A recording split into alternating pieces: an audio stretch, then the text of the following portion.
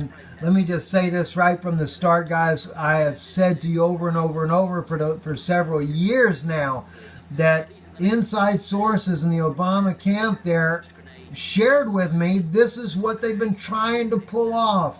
Nationwide riots. They'd have to disarm the nation. Obama has been working on this for years, trying to find ways, and they said to me, nothing has worked thus far. Okay? They're going to do it. They're going to do it. And the thing is, do you think they built these FEMA camps for no reason? No, they built it for situations just like this. Waiting for the riots, waiting to be able to just round you all up and put you in prison. But they're not going to do it yet. They're trying to get the Trump supporters out as well. They want to get the Trump supporters to come on out. And I'm going to tell you something. This is a new world order. I don't care which way it goes. And they may try to flip-flop this thing. That's something else they're working on now. They got 500,000, 500,000 votes to get those delegates to consider reversing the presidency. You only have to have 250,000 votes to get them to consider it. Well, they got 500,000 votes to do it. They're voting on Monday. And they could end up flip-flopping this thing and giving it back to Hillary. Well, then you'll get the Trump supporters out on the street, and that's what they want. They want chaos and riots and mayhem because they want to make sure that they make some money off these FEMA camps that they built. No, actually, seriously, the reason they did it is because the United Nations is requiring America be disarmed, and the only way to do it is to bring about this type of a situation.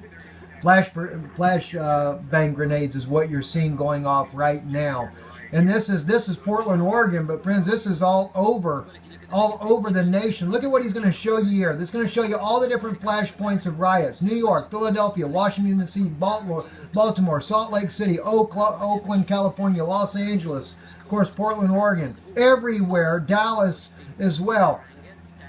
They're having the protest everywhere. You know that now. Granted, there are places, people write us in and they say, Steve, we don't see any of this going on in our area. Sure, Florida, they're not showing any of these things happening at all. So far, nothing going on in Georgia, Alabama,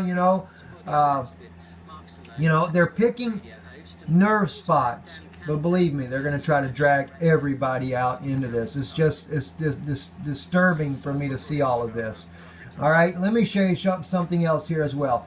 Another article right here. Trump presidency could herald war with Russia, say UK defense chiefs. Now, that doesn't mean that Trump is going to go start the war, but this is what they're saying. A war with Russia could be imminent if President-elect Donald Trump follows through with his promises to scale back U.S. involvement in NATO. British defense chiefs have reportedly warned. A number of British military commanders cited in the Daily Mail urged the UK and Europe to increase defense spending in response to Trump's repeated threats on campaign trail to opt out of NATO Mutual Defense Pact, which holds that intact on one member state as an attack on all. Guys, let me tell you something. You remember this big thing going on about a one world military that the European Union has been putting together, and everybody was saying, why do they need that? They got NATO. Did you know Pope Francis prayed recently that Donald Trump be illuminated? Is anybody waking up to what's going on with a New World Order plan right now? Donald Trump, he prayed for him to be illuminated.